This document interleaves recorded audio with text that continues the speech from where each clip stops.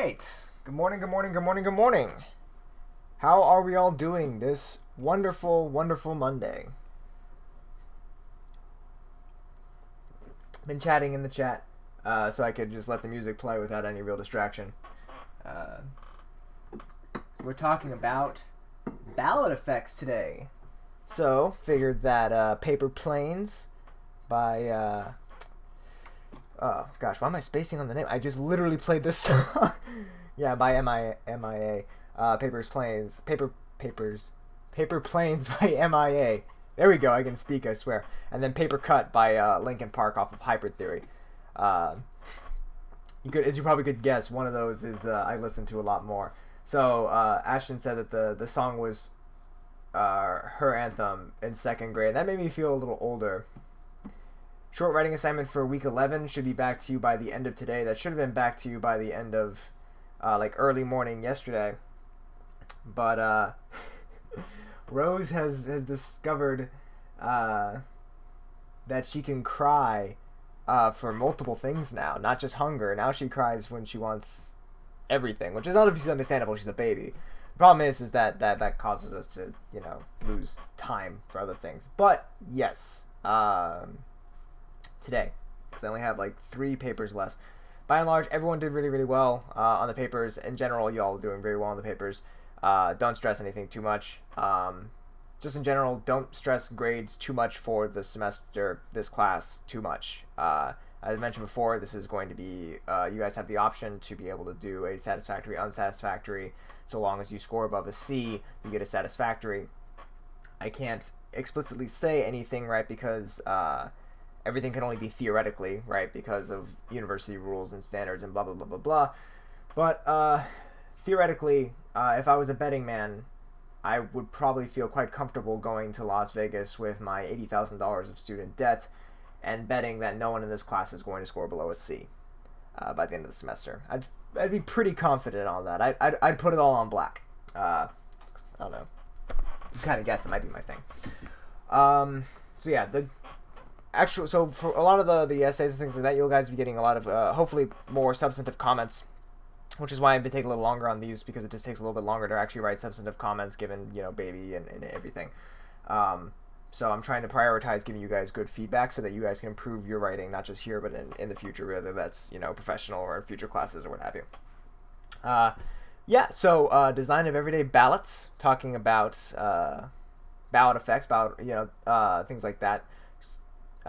Before I hop into that, just real quick so I can get a sense of everything, Marco.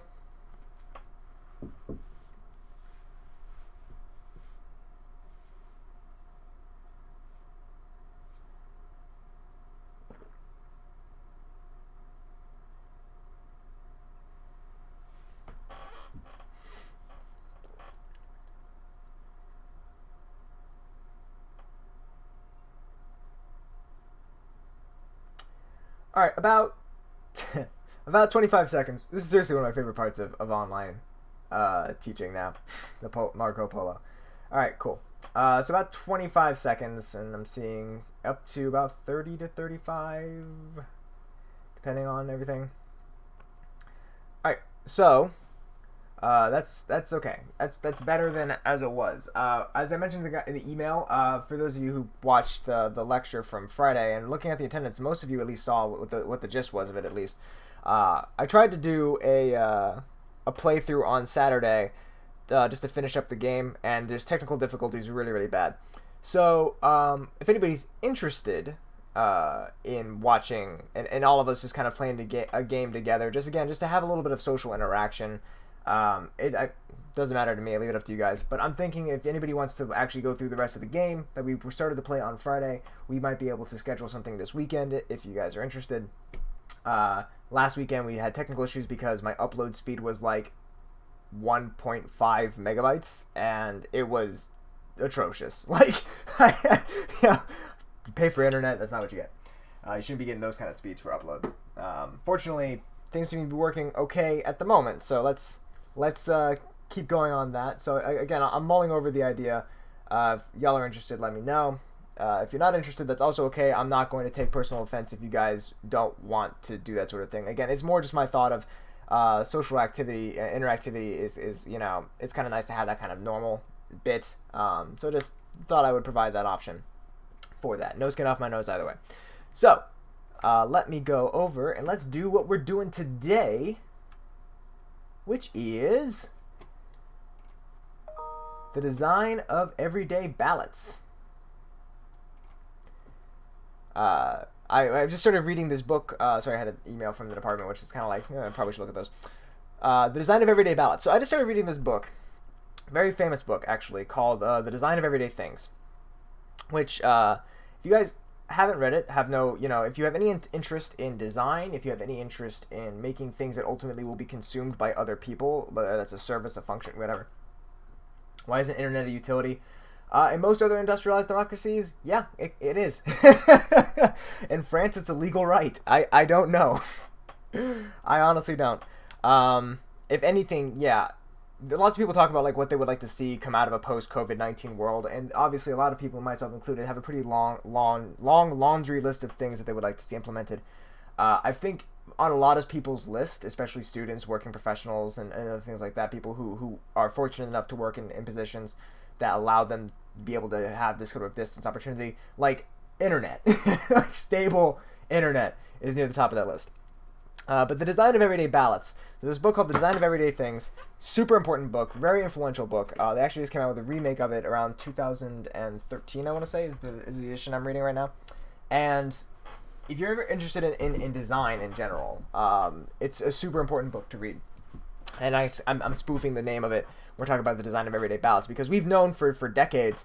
In fact, we've actually had studies going back to like the 1910s, 1920s, which is like the earliest bits of scientific, like that's the age of early social science research, right? So that's in the same cohort of some of the earliest social science research we see, looking at the effects of ballots, right? And why are we looking at this? Why does this matter so much? It seems so dumb, right? Because the general model that we have when we think about voting, right, is this, right? Is that we have preferences and that our preferences are mapped on to our vote pretty easily. In fact, when we've talked about voting in this class, we've kind of used, informally at least, that's a very similar conceptual map, right? That people have these preferences and other things like that, these attitudes can be informed by social groups, they can be informed by their personalities, be informed by their biology, be informed by the media, be informed by a million and a half different things. But ultimately, when it comes time to go to the ballot box, it's mapped pretty cleanly from preferences to vote. But that's not how it works, right? Because really, it's like this. There's a mediating factor in there, and that's the ballot itself, right? Ballots are an interface, right? Ballots are the things that we input our information into that ultimately get transcribed as our votes, right? So our preferences go into this interface. It's a very naive interface at times, right? It's sometimes literally just paper, but it is an interface. It is a technology that we use to be able to transcribe the preferences and make them and communicate them to be able to aggregate them and then ultimately act upon them, which is what we would think of as the vote itself, right? And ultimately the votes then go on to affect the political system and all these other sorts of things. So, yeah, ballots here are an interface. And the design of interfaces, right, if you have anybody who's like interested in user experience design, marketing, and things like that, as soon as you start like framing the ballots into that language, and you can start to realize, okay, like every part of the ballot is ultimately the product of a design decision, right? That design decision might have been very quick, might have been without much thought, it might have had hours of contemplation and thinking about it to be able to come to where we are today. But it was the product of design, right? There was some sort of deliberate action. It did not just appear and come upon from upon high, right? It had to be designed by somebody. And that's kind of the whole point of this entire week, is we've been talking this entire semester, more or less like when I say things are, this action is conditioned by structures. This is conditioned by structure. Like structures have been this nebulous, omnipresent thing that has been referenced throughout the entire semester. And now we're finally into them, right? Now we're finally getting into some of those structures. And I thought that we would just get into a very easy one to grapple with and understand, one that is ultimately incredibly important to the political structure of this country, one that is important to the political system, right? And that is the ballot, right? Because obviously we're trying to go in a democracy, right? The ballot is important because voting is important, although obviously voting is not the only thing that's important in a democracy.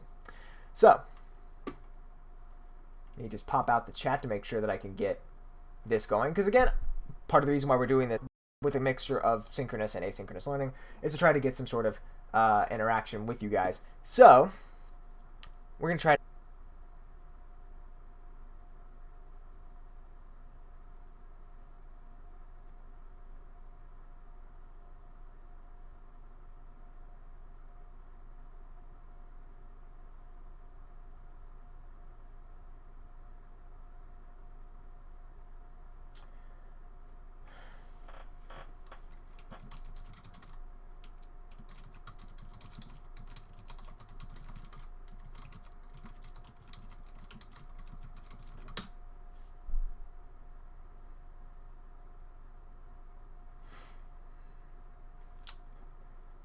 Wonderful.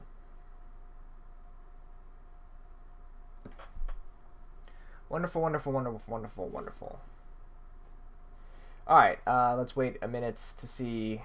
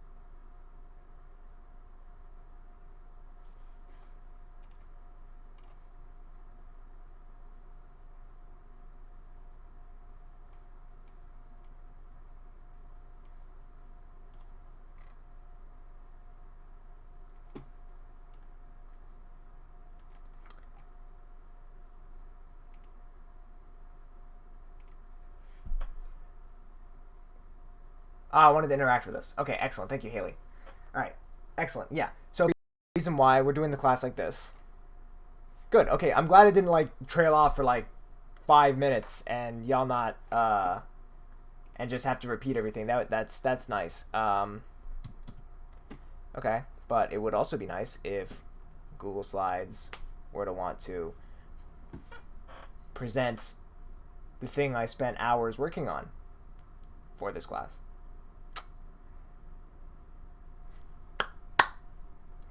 Let's go.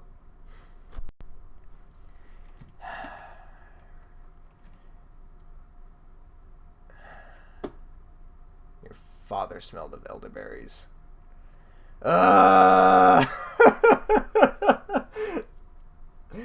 It's enough to make a grown man start to want to break down and cry. Jesus Christ. Okay. All right, let's go.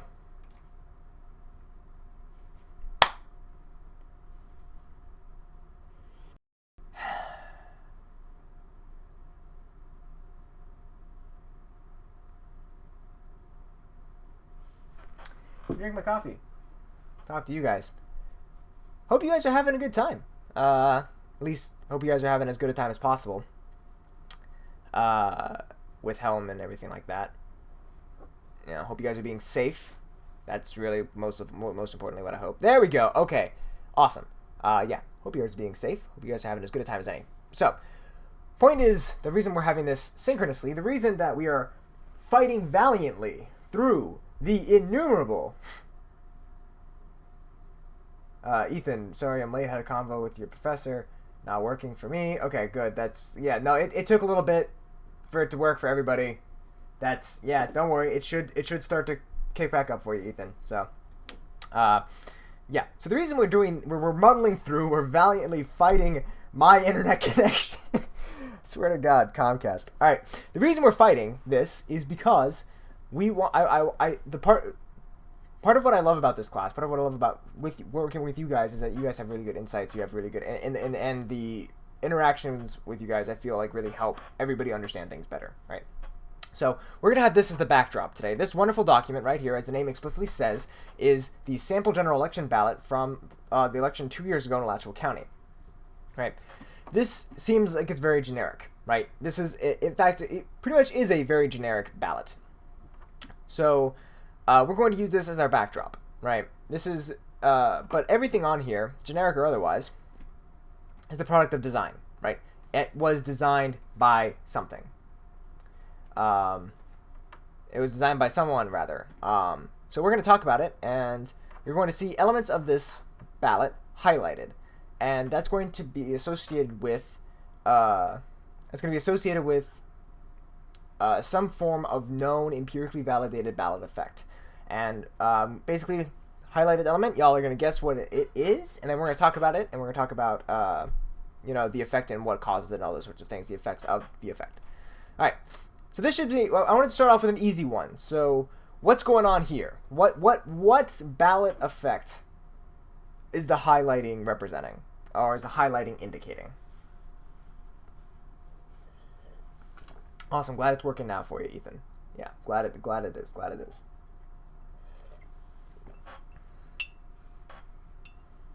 Let's give it just 25 seconds. Also, just in response to something that Ethan had typed in general, you guys don't need to apologize for popping in late, for having to leave early, for having to leave whatever. Like, you guys have your lives and other scholastic things and stuff like that. Like, I try my best, I know I don't always succeed, to keep things within the normal class parameters in terms of when it's happening and things like that. But if you have to leave, you have to leave. That's no problem. I'm just ecstatic that you guys are interested enough in the topic to even attend the synchronous versions of it. And for those of you who are watching later, I'm also just, again, really, really excited that you guys are interested enough in the topic for you to take times out of your days, because I know they must be busy, to watch the streams. So don't need to apologize about when you're coming and when you're going. I'm just glad that you're here.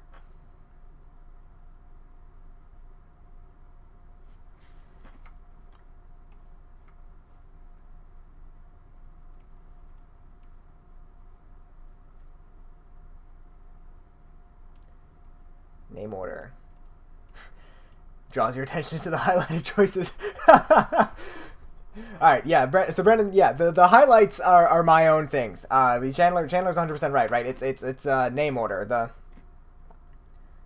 Seems like names are highlighted. Yes, the names are highlighted. So the highlighting is done by me, right? So this is the normal document, and that's that. Yeah. Brandon, alphabetical order. No, they are not alphabetical order. We will get into alphabetical order in a second, actually. But Jacob and Chandler are right. It is name order, right? This was the subject of the paper that you guys read. It's actually probably the most famous name order paper of loads of them in general, right?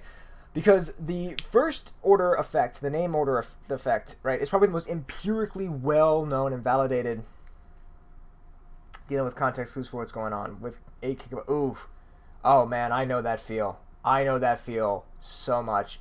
And anybody, especially with dealing with your internet, just don't worry about it. I totally feel that. Context clues for what's going on, fair, totally fair. So yeah, this is probably the most empirically well validated effect out there. Like, there are hundreds of papers published in peer reviewed journals, published in books, published just because people wanted to publish something. They're just out there, right? So we know that the effects of being listed first on the ballot, right, confers a large advantage to individuals, right? And this is due to what psychologists call the primacy effect, or primacy, depending on how you want to pronounce it. The primacy effect basically states that the first bit of information that people come across, that's the thing that's going to retain a good amount of their mental bandwidth, right? That's going to stay in their mind longer than, say, the fifth element or something like that. Shout out to science fiction fans with that.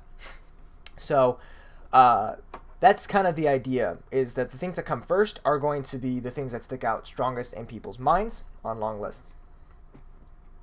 So it affects vote share, which is what the paper you read dealt with, which is, how much of a percentage of the vote share do people get.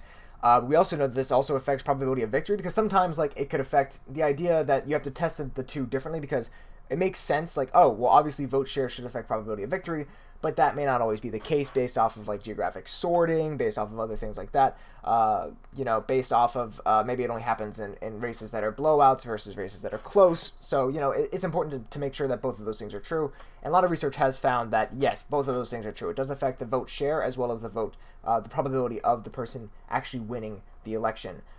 We know that this tends to happen. It detracts from the individuals in the middle, right? The ones who are most adversely affected by it would be someone like down here. Presuming that Darcy was, let's say, a member of the Democratic Party, Darcy Richardson would be most negatively impacted by this, right? Because there's more names beneath theirs. Their ticket would be the most detrimentally impacted by this. And the reason is because you don't just have the primacy effect, although the primacy effect is the most powerful in terms of the effect in ballot ordering. You also have the recency effect, which when you're dealing with information such as like being communicated to you verbally over a video,